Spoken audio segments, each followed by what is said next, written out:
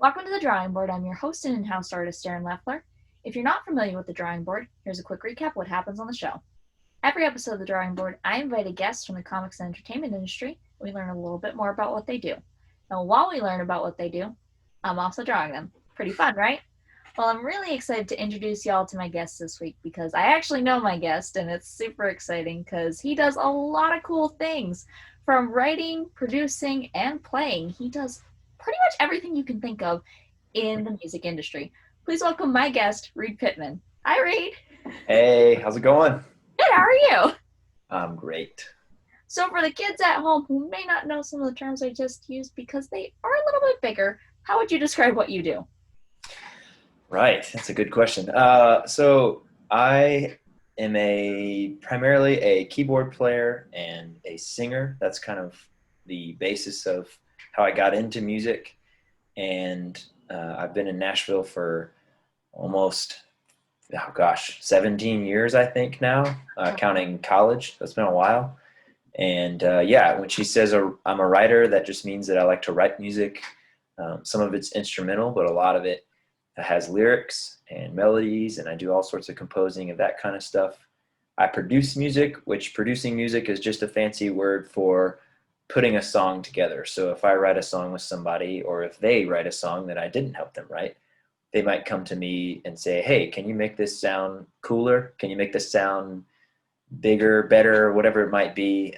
And I kind of help with that vision of like, how are we going to make this song into something that you would then listen to on your phone or on your stereo or whatever. And then I play music, obviously. That's, again, how I got into it. And I play and sing background vocals for David Nail as a country artist that I've worked for about 7 years, and then a bunch of other various artists and other people too. So That is awesome. And you got your hand in a little bit of everything, which is like yeah, a little bit of a challenge. Do you ever have trouble going back and forth between these? it can be. It's not a huge challenge other than time management is probably the biggest thing. It's just making sure that I am making time to do all of these different things and being honest with myself and honest with the people that I work with about what I can handle in terms of, getting things done on time. Yeah. And just making myself available for it. And I think that's the biggest thing is I always want to, whatever it is I'm doing, I always want to do obviously a great job. I want to do the best I can with that. And so I try to be mindful of that and not to overcommit myself, whether that's to a gig or to a production project or whatever it is, to where I just don't have enough time to really give it what I, should. So yeah, time management, that's probably the biggest challenge.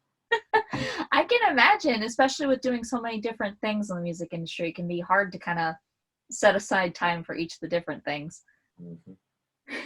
So this is a question I love getting to ask because, especially in your avenue of work, the music industry, there has been a lot of music giants in every different way, shape, and form, whether it's writing, whether it's actually playing, producing, that have just like been trailblazers in what they've done. Yeah. Can you pinpoint like maybe one or two artists that when you were growing up really stood out to you and kind of set you on the path that you're on now? Yeah, definitely. The first artist that always comes to mind from my youth is actually a guy named Bruce Hornsby. He was an influence on me, especially as a piano player.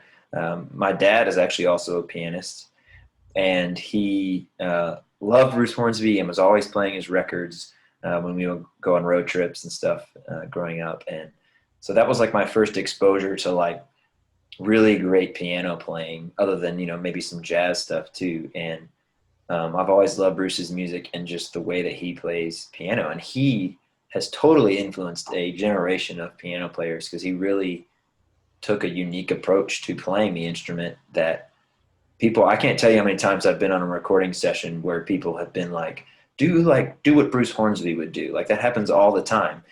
And it really is a sound that he developed. So I would say him. And then as I got older, maybe middle school, high school age, they were a huge band. Everybody knows them, but I would say Coldplay was a major early influence Yeah, exactly. Right. They're amazing. And their first, I mean, I remember the first time I heard Yellow and that whole Parachutes record, and uh, I downloaded a couple of the songs, maybe illegally on Napster, possibly, maybe not. I did buy the album though, so I did end up spending money, which you Hey. should do. And but anyway, I just remember listening to Coldplay and being blown away, and that that was kind of when I had first started writing songs when I was maybe 13 or 14, and so they were a major influence, especially early on, and being like, wow, this is really cool. Maybe this is something I should pursue a little bit. So. Absolutely. And I don't blame you. Coldplay is one of my personal favorite groups, so I don't blame you at all at that. They are amazing. No doubt. So this is a question I really love getting to talk about because for some reason in social media and entertainment today, the only way that kids see that they can get, ahead in their career, that they can do really well and be successful is if they only do work 24/7. And I get asked this a lot at Comic-Con, so I love talking about this with my guest. This is where we get to talk about hobbies and how important they are in Yeah. helping us stay loose and stay creatively good in our brains. So for you, do you have any hobbies that you like to do outside your music?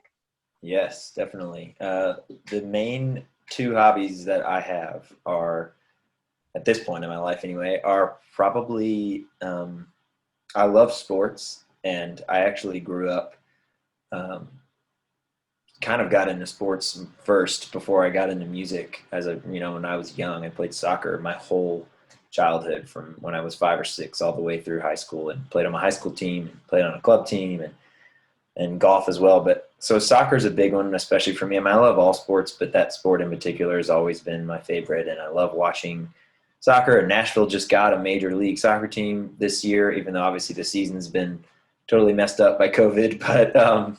But we are playing again without fans, so at least I can watch. And so that's super cool. I love that, and I love to play still some with in like rec leagues and stuff. And then other than that, I've actually gotten really into gardening.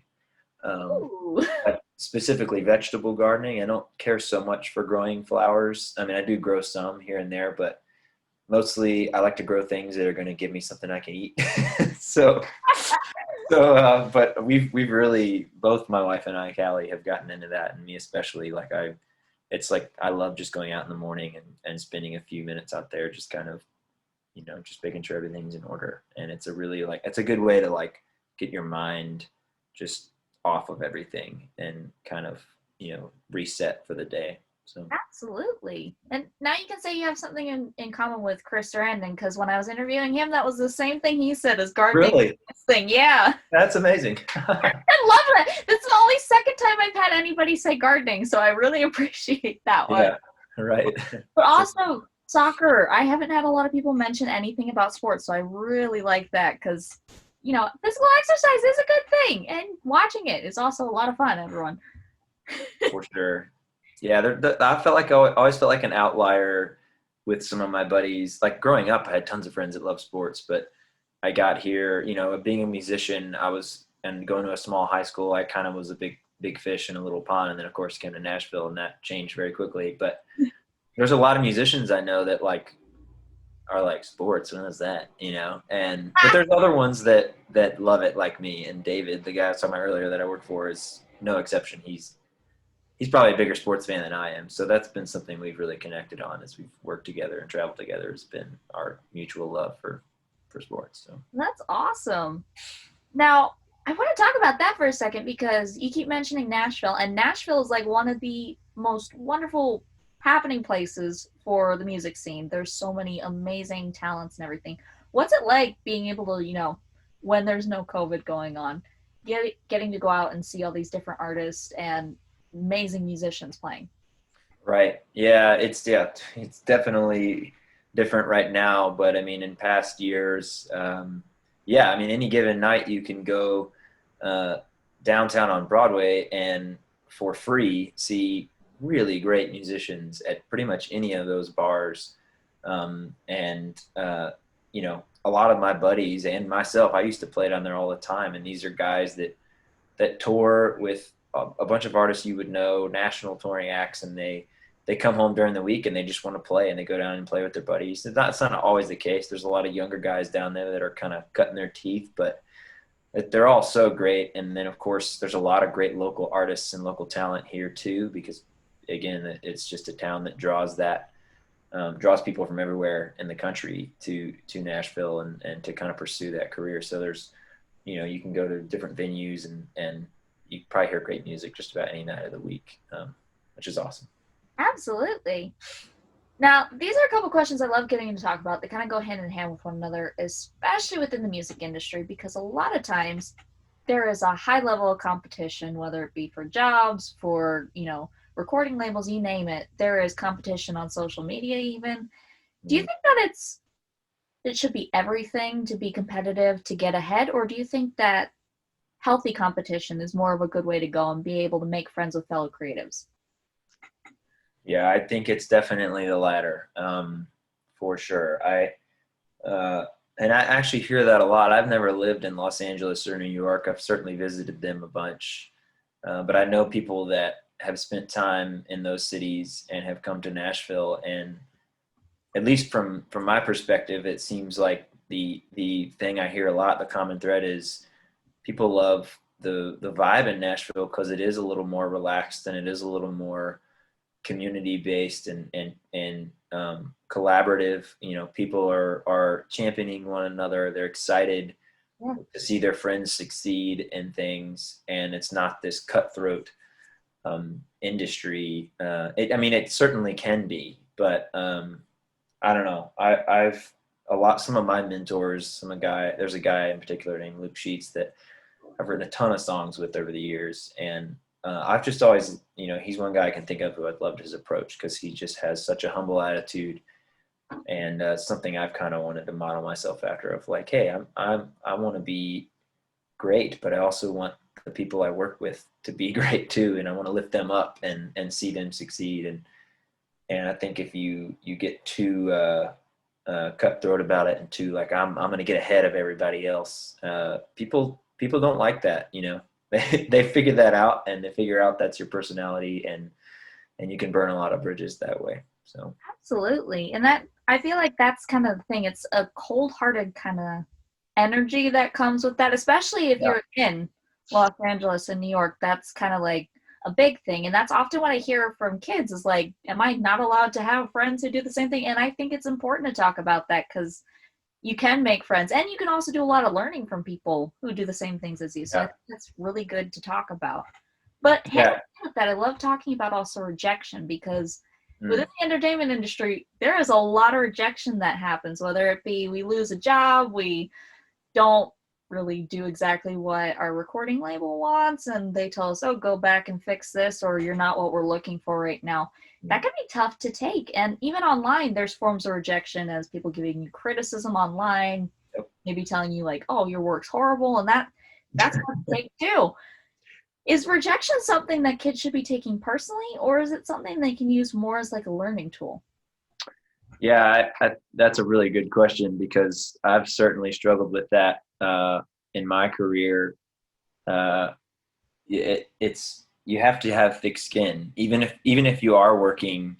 And we just talked about being collaborative, and certainly that's a great way to model what you do. But you're just not going to be, I don't think, in any creative field without plenty of rejection, plenty of no's, plenty of people honestly sometimes just even ignoring you completely. You sending emails and whatever that might be, and not even getting a response, or if you do get a response, it's brief and dispassionate, and you just kind of have to take it on the chin. And that's, seriously, that's something that even like in the last couple of years I've really tried to work hard on. And it's just like, man, I'm gonna stop like worrying. I think the tendency is to think if someone doesn't respond, or if someone says no once, or I'll get back to you later, or whatever, that really they're just saying like, leave me alone. And that's not always the case. And I think that's what I found is, they say the squeaky wheel gets the oil, but that expression is true. Like there are some really great relationships I've made with people that didn't start necessarily on a great foot, just in terms of like the communication. There's people I've had to email 3 or 4 times before they finally respond and go, oh my gosh, yes, I'm sorry. We finally listened to your music. We love it. Like that's happened to me before. And I think I've missed out on opportunities earlier in my career because I was too nervous to send that second and third and fourth follow-up email because I was like, I don't want to bother them, And I think sometimes you are bothering people. Sometimes people just are busy and forget. And there's no way that you can know the difference unless you just do it. So just do it. Just send them the message. I love that because I think that's something that, especially with a younger generation, you kind of feel like if I send another one, that might not be good. They might, pass over me for that. But actually, more often than not, the people who are persistent are the ones who end up getting the job. So Yeah. I think that's a really good point that you brought up. Thank you so much for sharing that because I feel like that's something that not many people on the show have mentioned before. So yeah, definitely a good learning moment, everybody. Persistence does pay off. Yeah. So these are a few questions I love getting to ask because I feel like they don't really get asked that often with people when, they get interviewed or talked to. A lot of times when you reach a certain point or a certain job in the industry, people are like, that's it. You can't go anywhere up from there that, you've peaked. Mm. But all artists still have dreams. There's still things that we want to create. There's still things we want to accomplish, people we want to work with. So for you, is there anything that you haven't done yet that you'd really like to do? Yeah. Oh man, of course. I feel like that's a long list. It's always, each time you accomplish something, then it keep, two more things pop up that you're like, oh, what if I did this, Yeah. But I think just a couple things. I would love to one day get more into, serious composing for like a short film or something like that. I've never really done something like that, and I have composed some instrumental music and but it's all been kind of short and random, and I've never had like a real project to take on, so I think that would be really cool to do that one day. And then I'd love to be in a position as a producer where and this does seem like this is getting maybe less common these days, but it would be cool to really produce an album for somebody and get in the room and like dig in. And people still do that, of course, but I'm kind of early on in my production career, so I think right now that's kind of a goal of mine is to kind of spread my wings, so to speak, in that world, because there's a lot of opportunities out there for that, and I would just love to do that. So Well, if there's any filmmakers out there watching this right now, you know who to call because right. we got somebody who wants to do stuff like that. So call them. There you go. I love that though. I think that's really neat because that's not a facet that people usually think of when it comes to producing and composing about doing short films and stuff like that. Because a lot of the times, a lot of people think it's just everything behind the keyboard now, but there's so much more that goes along with it. Right, for sure. Now, this is a really fun one. I love talking about this. A lot of times we learn things a little bit the hard way throughout our career. We make mistakes and it can sting a little bit. But are there any lessons that you've learned while you've been doing this that you wish you would have known when you started out? Yeah, I mean, it's funny you asked that because definitely one of them we already talked about, which, is persistence is key. But I think, I would also say it's just important to be patient and be kind to people.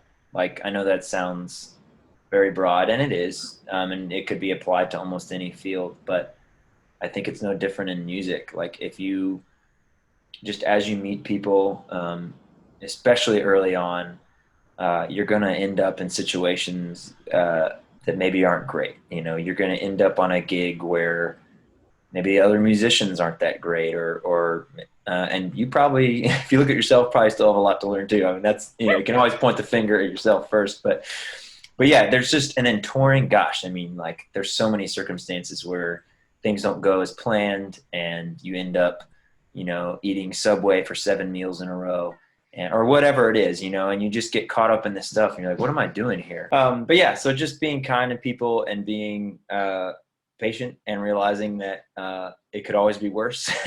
and and you get in those, that's where you really bond with people and form those relationships that end up lasting, the rest of your career, is they see that you just have a good attitude about stuff that stinks sometimes. So. I do love how you just put that. It can always be worse, because that's a really good point. We always tend to think of like the negative and think like, oh, we have really messed up, we can't ever recover from this, but it could always be worse than it is. So that's a great thing to remember.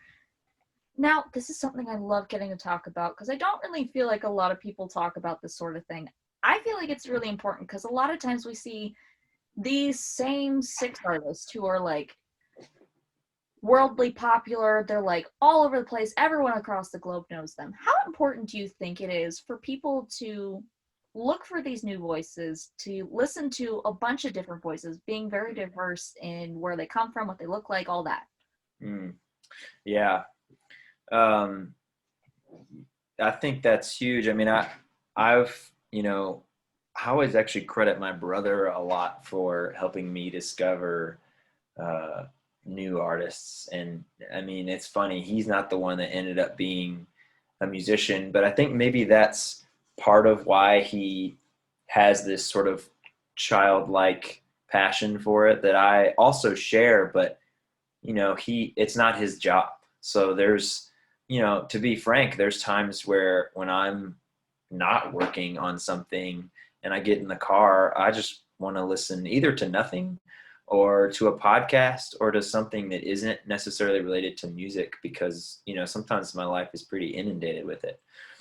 And I think, it's cool to have a resource like him, because he's always like, oh, Chad, have you heard this guy? You heard this? And I'm like, no, that's, he's really inspired me to listen to some of my favorite artists over the years. And I obviously still discover some too. But yeah, there's so much to learn from just listening to all different kinds of music and all different kinds of artists. And no matter what it is you're doing, whether you want to produce or you want to write, or you just want to play an instrument or sing, or whatever your role might want to be, or even if you're on the business side of it, like, it's just great to be diverse and to hear all those different avenues, because you never know where inspiration might come from. And sometimes it can be a really unlikely source. Absolutely. And that's something I feel like it's hard within the music industry, because the radio kind of pumps like the same people all the time. Yeah. We get stuck in, not that it's bad, because hey, some of these artists have some really great songs, but we also kind of get stuck in a loop because we're not hearing these different people. And I think it's really important for, everybody to look for these different artists, because you might find one of your favorite voices that way. Totally. Yeah, for sure. So you have a lot of different projects you do. You mentioned some of them before. You tour with David Nail and the Well Ravens, which is an absolutely amazing group. If you have not heard them before, I highly suggest go checking them out. You also do Common Heights, which I have to say I checked out and is quite fantastic. And then you also do your own stuff. You do these really cool live streams weekly. So do you want to talk to us a little bit about those projects and how you got into those? Yeah, of course. I mean, David, just to start there, I met David, like I said, almost 7 years ago, and auditioned for him to play. His keyboard player had just left, and I auditioned and got the gig, and that's been an amazing gig for me to work for David, and I love all the guys in the band.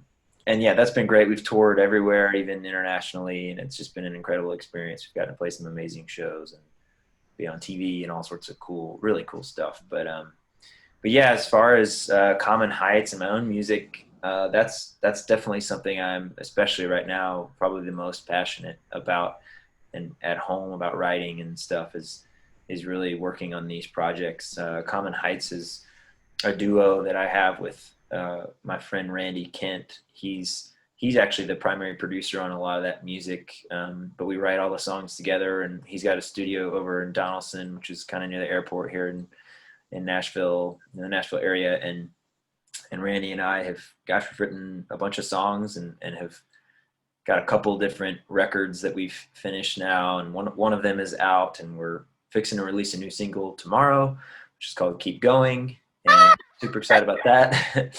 So that's definitely worth checking out, worth listening to. And then, of course, my own thing, I've actually been working, especially during this time of of COVID and being at home more, have been working on my own record, which I'm going to release this fall.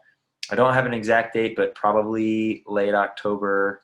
And I'm really proud of it. I did it all here at my home studio. I produced it and wrote the songs with a variety of writers that I really love working with, and I'm just super excited for the project. I think it's the most me it's of any music I've ever released under my own name, just in terms of trying to draw. Again, we talked about inspiration, just thinking about all the different artists that I love, from Bruce Hornsby to Bon Iver to Jamie Cullum to John Mayer to whoever else, and trying to bring elements of what they do into my music, and just produce things that I like, just listen and be like, what do I think sounds cool? What do I think sounds good? And just kind of chasing those ideas with the songs. So I'm really excited for that.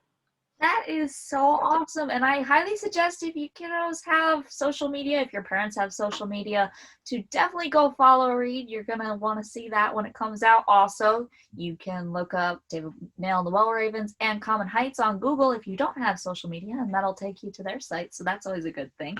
Gotta love Google. It's such a wonderful tool. Absolutely. So a couple more questions for you before I show you what I was able to do over here. Can't wait. Oh, that's good. I'm excited then. A lot of times for us, it's deceptively simple making a record, because we just have to go on iTunes or Spotify and we just click download. There it is. Right. But there is a lot of work that goes into that. Do you want to walk us through a little bit of what the process is like making an album? Yeah, that's a really good question. Yes, it is deceptively simple, because it is not simple at all. But I think the thing with releasing a song versus an album, when you have a song that you want to put out that might just be a single, there's still a process with that. You obviously generally start with the writing process, whether that's on your own or with another person or another two persons, and you get a song you like, and then you move into, hey, I think I'm gonna record this. And there's all sorts of different ways to go about doing that. You can rent time in a studio and do it kind of the organic or old-fashioned way, and hire a band, and people still do that, and there's something really special about getting musicians together and doing it that way. But there's also a lot of music made from home studios, and where people kind of outsource things, hire a guitar player to track at his house, and then hire a drummer to track stuff at his house, and and you kind of mix and match that way too. And there's just a lot. And then once you get all that done, you've got to mix the song. You got to add all those effects and elements that make it sound nice and pretty, and then master it, which just makes it louder and cleaner. And then it's finally ready to be put out. And so that's just to do one song. And then you've got to do a whole chunk of those, right, if you want to do an album. And the big difference, I think, with an album and just a single song is capturing a mood or a overall vibe that you want the record to have. And that can be challenging too, because you might have a great song, but it really might not fit with the record, in terms of, it might not be right for like that particular record, just where you're going sonically and lyrically. And I remember the second track, I played it on my live stream last week. It's called West 4th and 6th, and it's a song I wrote about New York City, about the times I've spent traveling there. And when I worked on that track, that song was kind of the catalyst for this record. And I probably finished that song almost a year ago, but it was like, I really like the way this sounds, and I think this is the sound. Like this is what's going to drive the rest of the album. That's what happened. Like every new song I brought into the fold for the record, I was kind of referencing back to that, like, does it fit with this? Is the vibe right? Is the mood how I want it to feel? And that's why I'm releasing it this fall, because to me, it feels like an album. It feels like music that should come out in the fall. It's kind of moody. It's kind of hypnotic at times. I think it feels like a record you want to listen to with, cozied up next to a fire, or maybe with the leaves changing, or it feels seasonally appropriate to be coming out. And even the lyrical content, there's a lot of, there's some heartache in it. There's some real rawness and honesty in the lyrics that I think is also fitting for a time when we kind of are all reflecting on maybe what the year has been like, which this year has obviously been a beast. So. Definitely so. That's really cool. It also sounds like it's a very highly collaborative effort because you have to work with a lot of different people to do stuff like this. Yeah, that's true. Yeah, I mean, I tried to do, one of the things I did set out to do was to try to do as much of it myself as I could, because I wanted to challenge myself in that way. I wanted to learn and get better at being able to mix and produce and do some of these things that I still felt like I was kind of a novice at. Yeah. And so it's been an exercise in that for me. But I mean, even just from the beginning, the writing process, almost, I think every song is a co-write. It's, there was someone else that helped me create the song from the beginning. And that even that part of the process is so important in getting a great song. And I just find, man, it's just so helpful to have someone to bounce ideas off of. And they think of things lyrically or melodically that I would not think of. And I'm just like, oh man, that's really cool. And then I play something and it might be cool too, or it might be terrible. You never know.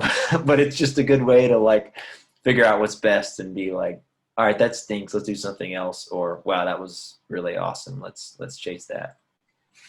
Cool. So it sounds like working with others well is kind of a key element to working in the music industry. Yes, absolutely. Love it. And that's a good lesson for everyone to learn, no matter what industry you're in. Working with others always works out in your favor.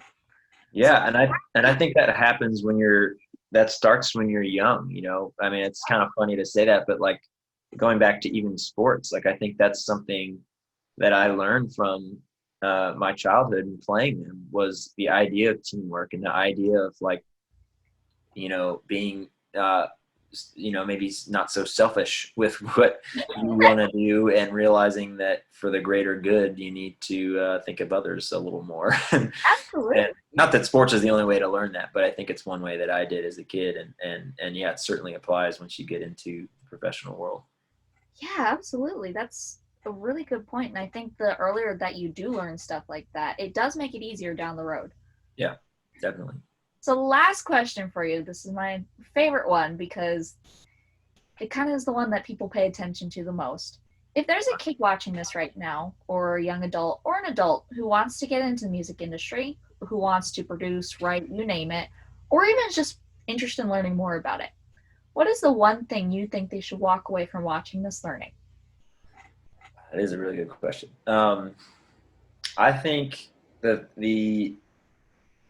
I would say the thing that's helped me the most from the beginning is, other than touching on some of the things we already talked about, is just being, honestly, being disciplined about what you want to do. Because honestly, it is, I mean, everybody has different levels of ability that they're given naturally. And there is definitely natural talent that God bestows on people. And sometimes it's crazy when you hear a singer, you know right away, you're like, gosh, that's insane. But a lot of times that stuff is also trained, it's learned, and to become a skill, it takes practice and it takes time and an investment in time and a willingness to say, I'm going to get up and I'm going to spend time on this and try to get better at it. And that's what I would say, no matter what age you're at, if you're trying to break into it. And again, just being patient with that and knowing that like you're not going to be a virtuoso after one day or 1 week or 1 month or 1 year even, unless you are. And if you are, that's amazing. If it goes that quickly for you, that's incredible. It didn't go that quickly for me. And it's a process, it's a learning process, and there's always, more to learn. And I think it's just, again, just having a good attitude about it but being committed and being like, you know what, I'm going to do this and I'm going to keep doing it and just continue to learn and grow. Absolutely. And I think that's such a good thing. I hope that everybody got as much as I did out of that, because even me, who's an artist and not a musician, learned a lot from that. Yeah.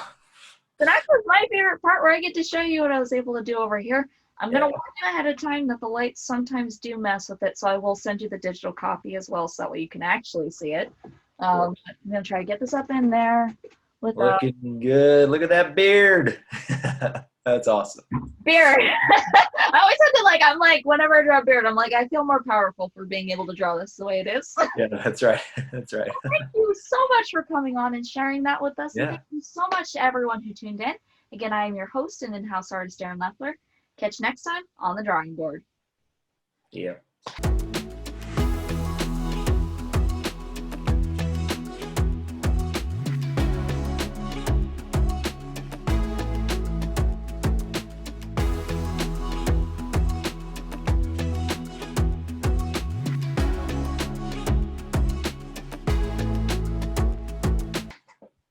I don't have one of those clicker things yet. And I'm like, I need to know where to stop this at. So that's it. That works.